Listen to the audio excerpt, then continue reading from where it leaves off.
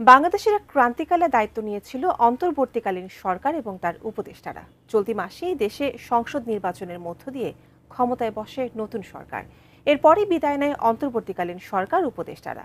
কিন্তু দায়িত্ব ছাড়ার মাত্র এক সপ্তাহেই ডক্টর ইউনূস সহ প্রায় সব উপদেষ্টার বিরুদ্ধে অভিযোগ উঠেছে দুদকে। কি আছে সেই শত শত অভিযোগের নথিতে? সদ্যবিদায়ী অন্তর্বর্তী সরকারের উপদেষ্টাদের বিরুদ্ধে শত শত দুর্নীতির অভিযোগ জমা পড়েছে দুর্নীতি দমন কমিশনে। দুদকের একজন দায়িত্বশীল কর্মকর্তা জানান, যে হারে অভিযোগ আসছে তাতে মনে হচ্ছে অভিযোগের রেকর্ড হবে। অধিকাংশ ক্ষেত্রেই অভিযোগকারীরা নিজেদের নাম প্রকাশ করেননি, তবে কয়েকটি অভিযোগে নাম পরিচয় উল্লেখ করেই দুদকে চিঠি দিয়েছেন অভিযোগকারীরা। ডক্টর ইউনূসের উপদেষ্টাদের বিরুদ্ধে শত শত কোটি টাকার দুর্নীতি এবার ফাঁস। একের পর এক চাঞ্চল্যকর তথ্য বেরিয়ে আসছে। আসিফ মাহমুদ ও আসিফ নজরুল, তাদের ভিতরে বেশি দুর্নীতি দেখা যাচ্ছে। সুপ্রিয় দর্শক শ্রোতা, কত হাজার কোটি টাকা তারা এবার লেনদেন করেছে, সমস্ত কিছু তথ্য এবার দুদকের হাতে চলে এসেছে। এটা কি বাংলাদেশ? এই জন্য কি বলে যে বাংলাদেশ হচ্ছে চুরের কুনি? যেই ক্ষমতায় আসুক না কেন, তারই টাকা পাচার করতে হবে গরিবদেরকে মেরে। সুপ্রিয় দর্শক শ্রোতা, আজকের এই ভিডিওতে অত্যন্ত গুরুত্বপূর্ণ তথ্য থাকবে। কে কোন জেলা থেকে আজকে আমাদের ভিডিওটি দেখছেন অবশ্যই কমেন্টের মাধ্যমে জানিয়ে দিন।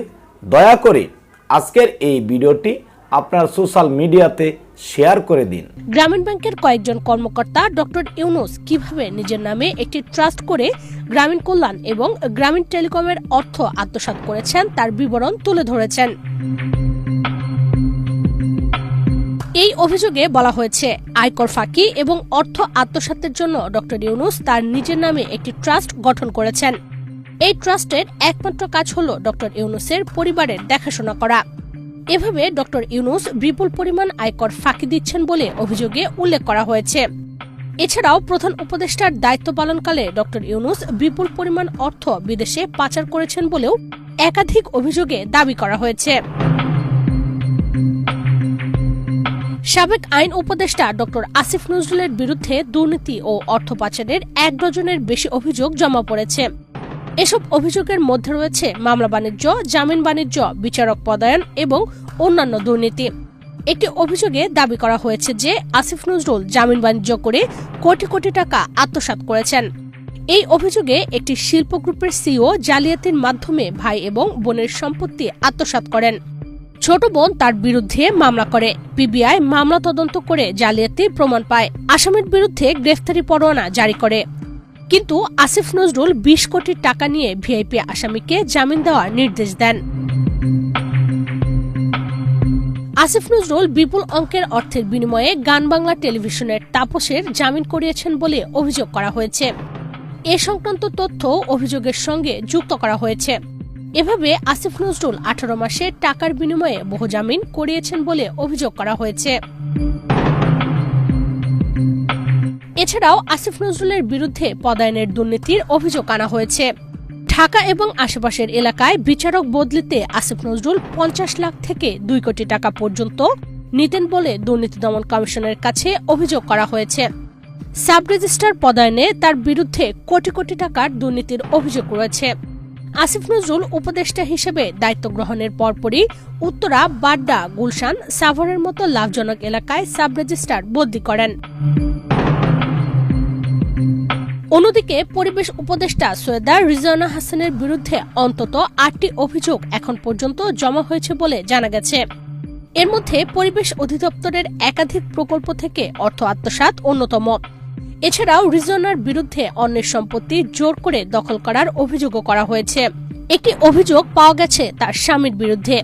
রিজওয়ানার স্বামী আওয়ামী লীগ সরকারের সাবেক বিদ্যুৎ প্রতিমন্ত্রী নসরুল হামিদের সম্পত্তি রক্ষণাবেক্ষণের দায়িত্বে আছেন কিনা তা তদন্ত করার জন্য দুদককে অনুরোধ জানিয়েছেন একজন।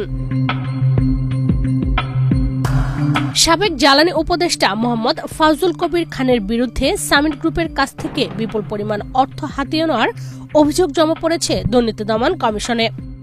এছাড়াও বিভিন্ন বেসরকারি বিদ্যুৎ কোম্পানির সঙ্গে অবৈধ লেনদেন হয়েছে বলেও অভিযোগ করা হয়েছে।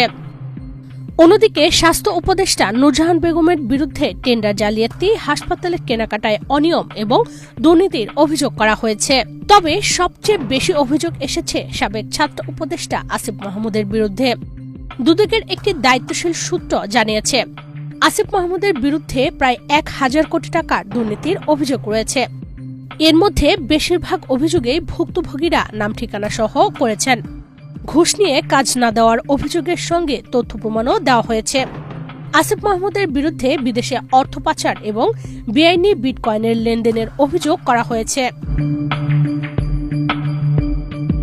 সাবেক তথ্য উপদেষ্টা মাহফুজ আলমের বিরুদ্ধে টিভি চ্যানেলের লাইসেন্স প্রদানে ঘুষ গ্রহণের অভিযোগ করেছেন একজন। এভাবে প্রায় সব উপদেষ্টার বিরুদ্ধে অভিযোগ জমা পড়েছে। দুদকের সূত্রগুলো বলছে, এসব অভিযোগ তারা যাচাই বাছাই করছে। যেসব অভিযোগের প্রাথমিক সত্যতা পাওয়া যাবে